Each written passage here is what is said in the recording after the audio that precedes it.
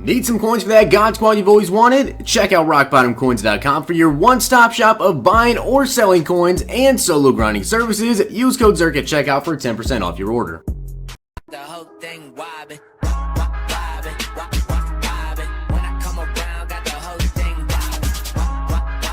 What's going on, guys? It's Zirksee coming at you today with another YouTube video, and today we have the January title update. It is now officially available to download. I know for a fact it is available to download.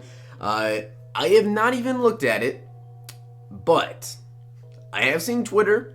Twitter does not seem that happy, so I'm not sure exactly what's going to be in this, but you guys see it does include some improvements to gameplay, playbooks, and an adjustment to Squad Hub. So I'm not exactly sure what all is going to be in this, but let's get into it and see what the first thing is going to be. So this update is heavily influenced by your community feedback. Make sure to give us more feedback on the official forums here.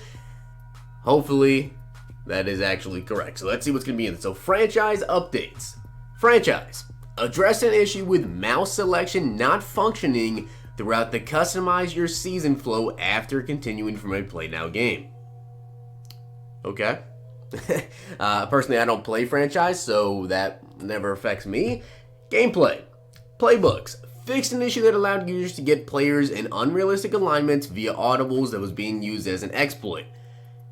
Okay, this one I actually agree with. Now, personally, I know what this one is about, and I actually sent a clip over to them myself.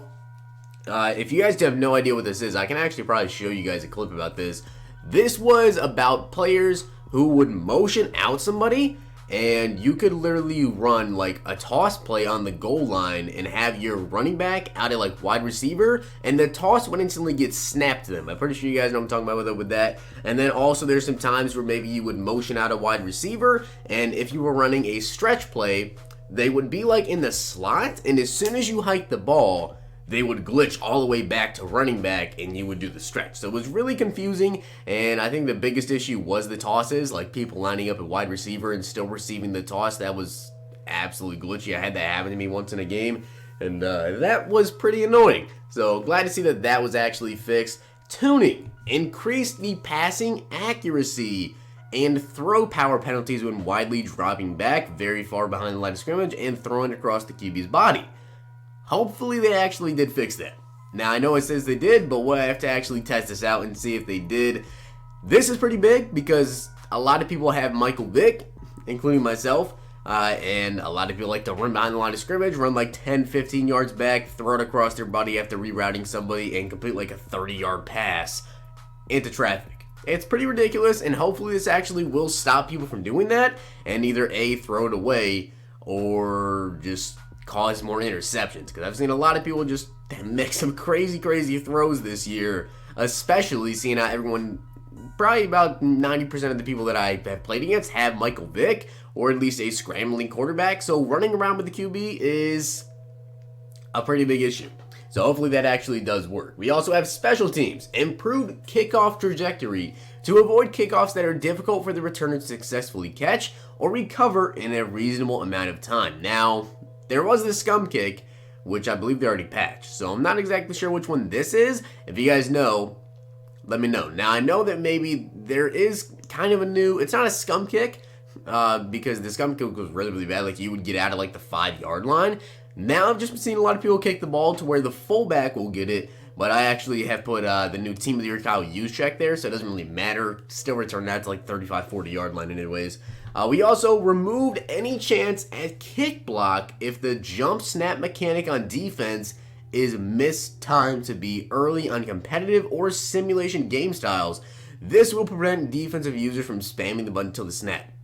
I actually didn't know you could spam the button, but what I've been doing actually is using the inside defender, and I actually did block a kick yesterday. So blocked a kick with the inside defender, and it seems like a lot of times you just have to time it right. If you take a look, most people kick the ball at the same exact time. If you take a look at the timer left, usually when it gets down to about 24-25 seconds, that honestly seems to be about when everyone kicks their extra points. So just a little heads up there. I usually use the inside defender, and I have been able to block one extra point so far. Actually, it's a field goal.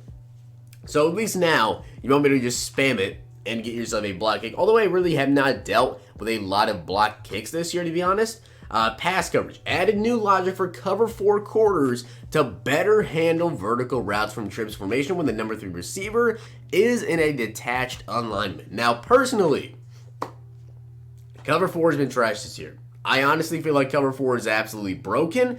I'm pretty sure they've patched cover 4 before, and cover 4 has not worked at all year long. It seems like if you were in cover 4, you're still going to get beat over the top. I'm not exactly sure what happens to your safeties, but if you were in cover 4 this year, they absolutely do not play their zones. You get absolutely torched, and it's basically a useless play. It's if you want to get beat down the middle, call this play. Added coverage logic for the deep half safety in cover 6 to prevent him from matching vertical routes being ran by inside receivers. So, some more zone coverage stuff. Cover 4, cover 6, in my opinion, 2 coverages you don't really seen run a lot this year, just because of the fact they don't really work. Majority of the time, you're going to see a lot of cover 2 and a little bit of cover 3. Honestly, you see a lot of people running cover 2 and just kind of using the safety, moving them over a little bit so that they don't get beat over the middle. And cover 4 and cover 6 never really get seen called a lot this year. They also added in adjusted coverage logic for seam flat defenders in cover 3 and match, so they properly match wheel routes that are run by a receiver aligned in a slot position. So hopefully that actually is gonna work, covering the wheel route. Still, crossing routes seem to be unbeatable in this game, to be honest. Like, literally, I cannot stop crossing route. I've tried to protect the sticks. I've tried literally everything that people have been saying, and I still cannot seem to stop crossing routes. If you run double crossers, you're probably going to have somebody open. That's just how it works this game. If you're running man-to-man maybe and you have like some really, really good cornerbacks, I've seen that sometimes stop it, but it's not going to stop it every single time because obviously man coverage isn't that good for crossers. But it's the only thing that I've seen that actually will keep a defender in the area to attempt to stop it.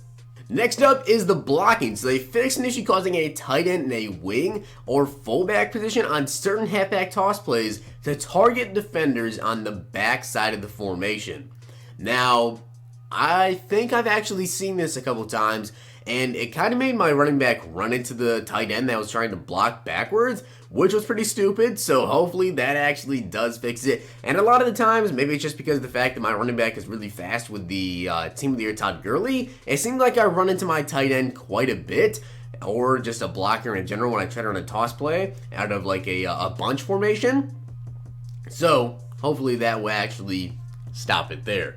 We also have Ultimate Team, so devs know. Squad's Play a Friend is a new title on the Squads Hub. You first choose if you want to play in a whoa, Play a Friend?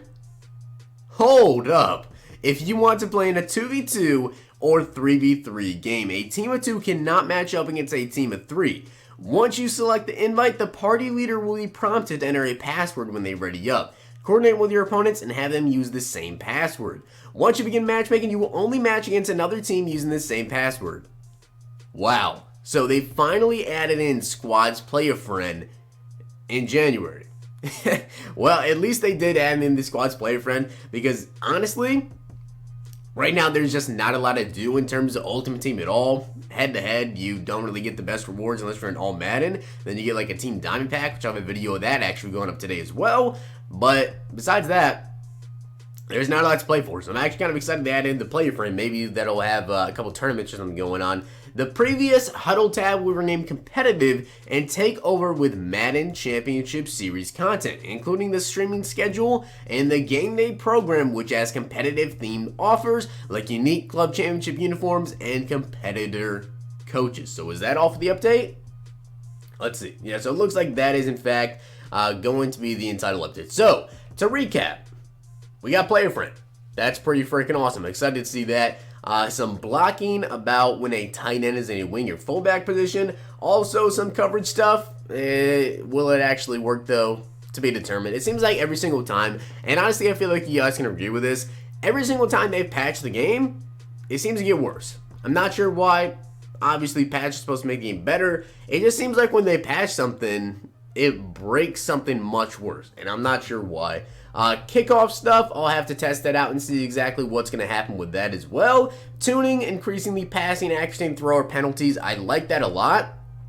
And honestly, I think that will result in a lot of interceptions. So I think that is probably, in my opinion, maybe one of the better things come out of this patch. Maybe the best thing to come out of this patch, honestly. And also the issue where the players can be in unrealistic alignments via audibles. So hopefully that is, in fact, going to fix like the toss plays to your wide receiver that's out in the slot. But guys, that is the entire January update. It is available to download right now. I'd imagine it's probably not a very big one. It doesn't look like it's a very big one, but at least we do have the new squads play a friend, so that is going to be very awesome. But I hope you did enjoy the video, and if you did, smack the like button, subscribe, and comment. Let me know down below your opinions on the January title update, and if there's anything else you guys think they should have patched in this update, let me know down below. Hope you guys enjoyed.